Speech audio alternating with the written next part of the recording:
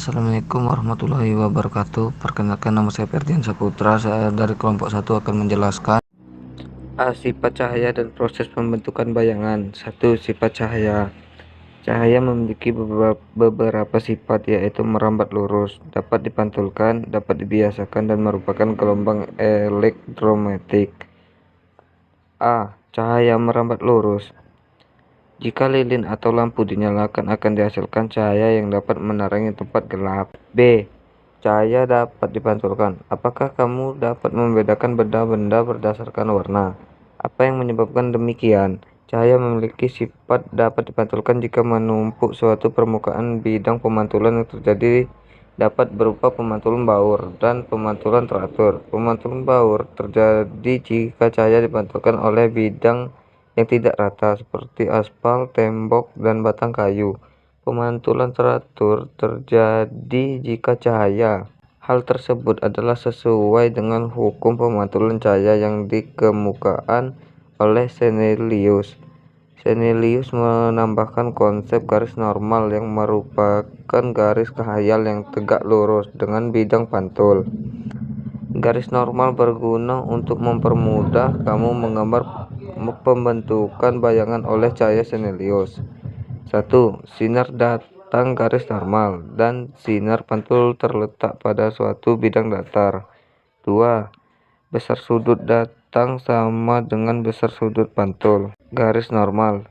Senter dipantulkan dengan kaca, sinar datang dan cahaya dapat pantul. C. Cahaya dapat dibiasakan. Cahaya akan dibiasakan ketika melalui dua medium yang memiliki kerapatan optik yang berbeda. Kecepatan cahaya akan menurun saat dari udara memasukkan air atau medium yang lebih rapat. Semakin besar akan semakin besar pula efek pembiasaan yang terjadi. Namun pembiasaannya tidak terjadi saat cahaya masuk dengan posisi tegak lurus bidang. A. Sinar datang menuju dalam kaca. Udara menuju ke dalam kaca. Garis normal dan menuju ke dalam kaca. Assalamualaikum warahmatullahi wabarakatuh. Nama saya Akbar Perdana. Saya di sini ingin menjelaskan bagian D. Cahaya merupakan gelombang elektromagnetik. Bayangkan saat ini kamu sedang berdiri di tepi pantai. Pada saat itu kamu melihat ombak yang sangat besar sedang melaju menuju ke arah kamu. Deburan ombak tersebut hanya memindahkan sejumlah energi dengan memindahkan mediumnya atau air laut karena angin. Hal ini dibuktikan dengan terdengarnya suara ombak atau energi gerak menjadi bunyi. Berbeda dengan gelombang laut, cahaya dapat mentransfer energi dari satu tempat ke tempat lainnya tanpa menggunakan medium. Gelombang cahaya terbentuk karena adanya perubahan medan magnet dan medan listrik secara periodik, sehingga merupakan gelombang elektromagnet. Salah satu fenomena yang dapat membuktikan bahwa cahaya itu mampu mentransfer energi adalah saat lilin yang dinyalakan di sebuah ruang yang gelap dan kemudian lilin tersebut dapat menerangi ruangan. Contoh lainnya adalah matahari yang memancarkan gelombang cahayanya melalui ruang angkasa atau tanpa medium. Gelombang cahaya matahari memancar ke segala arah sampai ke bumi, meskipun melalui ruang hampa udara. Hal ini berarti gelombang cahaya dapat merambat pada ruang kosong atau hampa udara tanpa adanya materi. Berdasarkan frekuensinya, gelombang elektromagnetik ada bermacam-macam. Berikut klasifikasi gelombang elektromagnetik dikenal dengan spektrum elektromagnetik. Sinar gamma memiliki panjang gelombang 10 pangkat negatif 5 nanometer sampai 10 pangkat negatif 3 nanometer. Sinar X memiliki panjang gelombang 10 pangkat negatif 3 nanometer sampai 1 nanometer. Sinar UV memiliki panjang gelombang 1 nanometer sampai 38 nanometer. Cahaya tampak memiliki panjang gelombang 380 nanometer sampai 750 nanometer. Inframerah memiliki panjang gelombang 750 nanometer hingga 10 pangkat 6 nanometer. Gelombang mikro memiliki panjang gelombang 10 pangkat 6 nanometer sampai 10 pangkat 9 nanometer.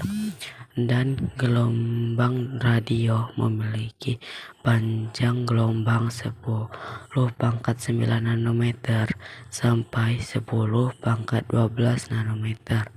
Sinar yang dapat dilihat oleh mata manusia adalah bagian yang sangat kecil dari spektrum elektromagnetik. Cahaya tampak adalah cahaya yang memiliki panjang gelombang elektromagnetik yang dapat dideteksi oleh mata manusia. Panjang gelombang cahaya tampak berkisar antara 400 nanometer sampai 700 nanometer, yang besarnya 100 kali lebih kecil daripada lebar rambut manusia. Warna cahaya yang dapat kamu lihat tergantung pada panjang gelombang dari gelombang cahaya yang masuk ke mata. Misalnya, seperti cahaya hijau yang memiliki panjang gelombang sekitar 500 nanometer akan dapat terlihat apabila benda-benda yang berwarna hijau menyerap semua spektrum cahaya yang memiliki panjang gelombang kurang dari 500 nanometer dan lebih dari 500 nanometer, serta hanya memantulkan spektrum cahaya yang memiliki panjang gelombang 500 nanometer saja.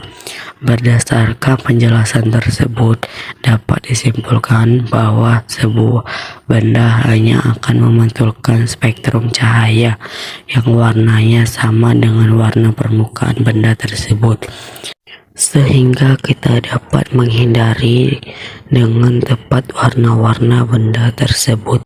Assalamualaikum warahmatullahi wabarakatuh. Perkenalkan, nama saya Dea Ailiandrika dari kelas 8G. Saya di sini ingin melanjutkan materi yang telah disampaikan oleh teman saya. 2. Pembentukan bayangan pada cermin. A. Pembentukan bayangan pada cermin datar. Pada saat menentukan bayangan pada cermin datar melalui diagram sinar, titik bayangan adalah titik potong berkas sinar-sinar pantul. Bayangan bersifat nyata apabila titik potongnya diperoleh dari perpotongan sinar-sinar pantul yang konvergen atau mengumpul. Sebaliknya, bayangan bersifat maya apabila titik potongnya merupakan hasil perpanjangan sinar-sinar pantul yang divergen atau menyebar. Pembentukan bayangan oleh cermin datar dibentuk oleh perpotongan perpanjangan dari sinar-sinar pantul. Perhatikan gambar tersebut. Jalannya cahaya sehingga bayangan dapat dilihat mata. Cahaya dari benda dipantulkan oleh cermin dan masuk ke mata pengaman. Bayangan pada cermin datar bersifat maya. Titik bayangan dihasilkan dari perpotongan sinar-sinar pantul yang digambarkan oleh garis-garis putus. Saya akhiri dengan ini. Saya ucapkan terima kasih. Wassalamualaikum warahmatullahi wabarakatuh. Perkenalkan, nama saya Yulis Anissa, ingin menjelaskan tentang B. Pembentukan bayangan pada cermin lengkung. Cermin cekung dan cembung irisan permukaannya berbentuk bola. Cermin yang irisan permukaan bola bagian mengilapnya terdapat di dalam disebut cermin cekung. Sedangkan cermin yang irisan permukaan bola bagian mengkilapnya terdapat di luar disebut cermin cembung. Bagian M adalah titik pusat kelengkungan cermin, yaitu titik pusat bola. Titik tengah cermin adalah O. Sumbu utama yaitu OM. garis yang menghubungkan titik M dan O. Sudut POM adalah sudut buka cermin jika titik P dan M adalah ujung-ujung cermin. Berdasarkan gambar di samping, maka kita dapat menentukan unsur-unsur cermin lengkung yaitu sebagai berikut. A. Pusat kelengkungan cermin. Pusat kelengkungan cermin merupakan titik di pusat bola yang diiris menjadi cermin. Pusat kelengkungan cermin biasanya disimbolkan dengan M. B. Vertex. Vertex merupakan titik di permukaan cermin di mana sumbu utama bertemu dengan cermin dan disimbolkan dengan O. C. Titik api fokus. Titik api adalah titik bertemunya sinar-sinar pantul yang datangnya sejajar dengan sumbu utama, terletak antara vertex dan pusat, dan disimbolkan dengan F. D. Jari-jari kelengkungan cermin. Jari-jari kelengkungan cermin adalah jarak dari vertex O ke pusat kelengkungan cermin. M. Jari-jari kelengkungan cermin biasanya disimbolkan dengan R. E. Jarak fokus. Jarak fokus cermin adalah jarak dari vertex ke titik api dan disimbolkan dengan F. Assalamualaikum warahmatullahi wabarakatuh. Perkenalkan, nama saya Fran Anjaska dari kelas 8G. Saya ingin menjelaskan tentang pengertian cermin cekung. 1. Cermin cekung. Sebelum kamu mempelajari cermin cekung, ayo lakukan aktivitas berikut. Penjelasan gambar. Pemantulan cahaya pada cermin cekung. 1. Permukaannya yang cekung. Titik F adalah titik fokus. Titik P adalah titik pusat di lengkungan cermin. Sifat cermin cekung adalah konvergen. Konvergen artinya mengumpulkan cahaya di titik fokus. Ketika ada cahaya, dia akan memantulkannya ke titik fokus. Sinar datang dari K mengenai cermin cekung di D, maka garis normalnya adalah garis MD dan sudut datangnya adalah sudut KDM. Hukum pemantulan yang mengatakan besar sudut datang sama dengan sudut pantul berlaku pula untuk cermin cekung. Pada cermin cekung, garis KBR MA adalah garis yang menghubungkan titik pusat cekung cermin M dengan titik jatuhnya sinar. Terima kasih. Wassalamualaikum warahmatullahi wabarakatuh. Assalamualaikum warahmatullahi wabarakatuh. Perkenalkan, nama saya Dea Ailian-Rika dari kelas 8G. Saya dari kelompok 1. Saya di sini ingin menjelaskan materi tentang sinar-sinar istimewa pada cermin cekung. A. Sinar-sinar istimewa pada cermin cekung. Ada 3 sinar. Yang pertama, sinar yang datang sejajar sumbu utama akan dipantulkan melalui titik fokus. Maksudnya seperti ini. Ketika ada sinar datang sejajar sumbu utama, maka sinar ini akan dipantulkan melalui titik fokus. Jadi, sinar datang sejajar sumbu utama akan dipantulkan melalui titik fokus. Apakah sinar datang ini hanya bisa dari atas? Jawabannya tidak. Ketika sinarnya datang dari arah bawah seperti di gambar. Ini ada sinar datang lalu menyentuh cermin, maka akan dipantulkan pula titik fokus seperti di gambar. Itu adalah sinar istimewa yang pertama. Kedua, sinar datang dari titik fokus akan dipantulkan sejajar sumbu utama. Maksudnya seperti ini. Ketika ada sinar datang dari titik fokus, maka dia akan dipantulkan sejajar sumbu utama. Bisa juga seperti ini. Sinarnya datang dari bawah melalui titik fokus terkena cermin, maka akan dipantulkan sejajar sumbu utama. Itu adalah sinar istimewa yang kedua. Yang ketiga, sinar datang melalui titik pusat kelengkungan cermin akan dipantulkan melalui titik pusat kelengkungan cermin pula. Mengapa hanya ada satu garis di gambar? Karena intinya seperti ini. Ketika ada sinar datang melalui titik M lalu terkena cermin, maka sinar itu akan dipantulkan di garis yang sama juga. Itu adalah sinar istimewa yang ketiga. Assalamualaikum warahmatullahi wabarakatuh. Nama saya Dia Sapitri. Saya di sini ingin menjelaskan bagian B. Melukis pembentukan bayangan oleh cermin cekung. Benda berada pada jarak lebih dari R. Ini di gambar ini ada garis biru, ini adalah sinar yang datang melalui fokus akan dipancarkan secara sumbu utama. Buat yang garis oranye ini, sinar datang sejajar dengan sumbu utama, dipancarkan melalui fokus, dan titik potongnya di sini adalah bayangannya.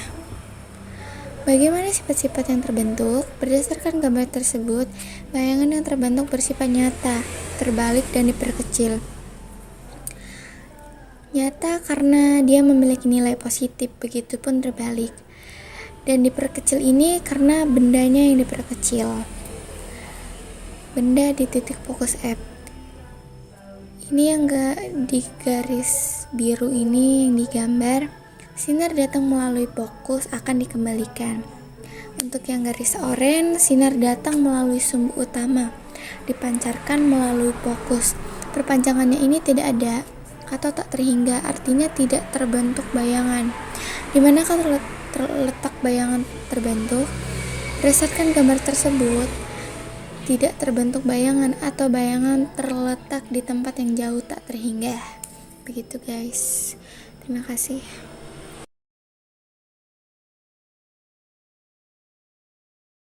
Mana sifat-sifat bayangan yang terbentuk berdasarkan gambar tersebut? Bayangan yang terbentuk bersifat maya, tegak, dan diperbesar. Selain penggunaan diagram sinar dan 3 sinar istimewa agar lebih mudah memahami letak benda dan letak bayangan.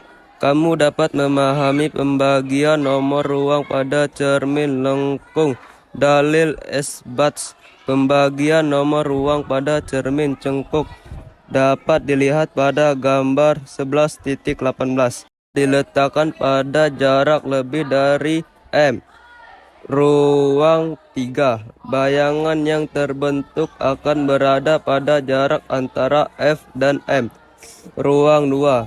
Hal ini disebabkan menurut dalil isbat jumlah ruang benda dengan ruang bayangan adalah sama dengan 5. R benda tambah R bayangan sama dengan 5. Saya M. Irfan Nasution dari kelas 8G.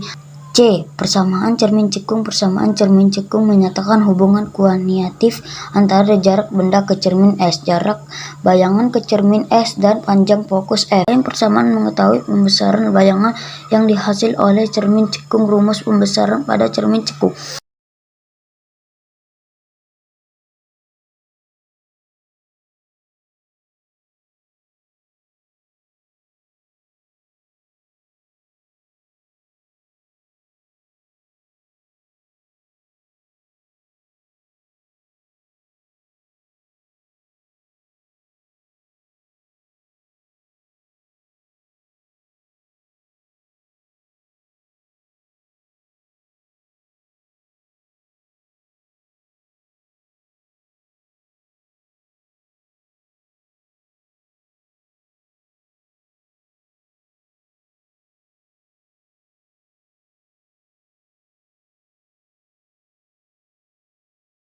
Perkenalkan, nama saya Evita Sari, saya dari kelas 8G. Saya ingin menjelaskan tentang bagian 2 cermin cembung. A. Sinar istimewa pada cermin cembung.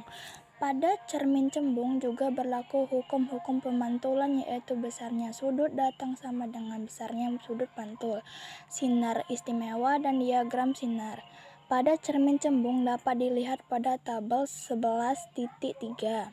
Untuk melukis bayangan pada cermin cembung dibutuhkan minimal 2 buah sinar istimewa dengan langkah-langkah sebagai berikut. 1. Pilih sebuah titik pada bagian ujung atas benda dan lukisan 2. Sinar datang melalui titik tersebut menuju cermin. 2. Setelah sinar-sinar datang tersebut mengenai cermin, pantulkan kedua sinar tersebut sesuai kaidah sinar istimewa pada cermin cembung. 3. Tandai titik potong sinar pantul atau terpanjang sinar pantul sebagai tempat bayangan benda. 4. Lukisan bayangan benda pada pemotongan panjang sinar pantulan tersebut. Contoh lukisan membentuk bayangan pada cermin cembung sebagai berikut. Garis sinar pantung, garis sinar datang, garis lurus miring sinar datang, garis ke atas benda, samping kiri FM sumbu utama, samping kiri F bayangan, bawah cermin cembung. Assalamualaikum warahmatullahi wabarakatuh. Perkenalkan, nama saya Aira Lashifa dari kelompok 1 akan menjelaskan B. Persamaan cermin cembung. Rumus-rumus yang berlaku untuk cermin cekung juga berlaku untuk cermin cembung. Namun ada hal yang perlu diperhatikan yaitu titik fokus F dan titik pusat kelengkungan cermin M. Untuk cermin cembung terletak di belakang cermin. Oleh karena itu, dalam menggunakan persamaan cermin cembung, jarak fokus F dan jari-jari cermin R selalu dimasukkan bertanda negatif dengan catatan bahwa dalam cermin cembung harga F dan R bernilai negatif. Perkenalkan, nama saya Della Dia Saputri, kelas 8G. Saya akan menjelaskan pembentukan bayangan pada lensa. Lensa adalah benda bening yang memiliki permukaan berbentuk cekung atau cembung dan berfungsi untuk membiaskan cahaya. Lensa secara umum ada yang berbentuk cekung dan cembung. Jika dipegang, lensa cembung bagian tengahnya lebih tebal daripada bagian pinggir.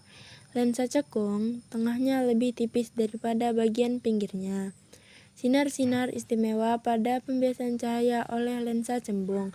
Penerapan hukum pembiasan cahaya pada lensa ternyata menentukan sinar-sinar istimewa pada pembiasan cahaya oleh lensa cembung.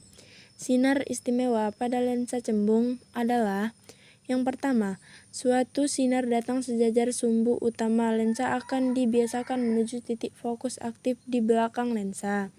Yang kedua, suatu sinar datang melalui titik fokus pasif di depan lensa akan dibiasakan sejajar sumbu utama. Yang ketiga, suatu sinar datang melalui pusat aktif lensa akan diteruskan tanpa dibiasakan.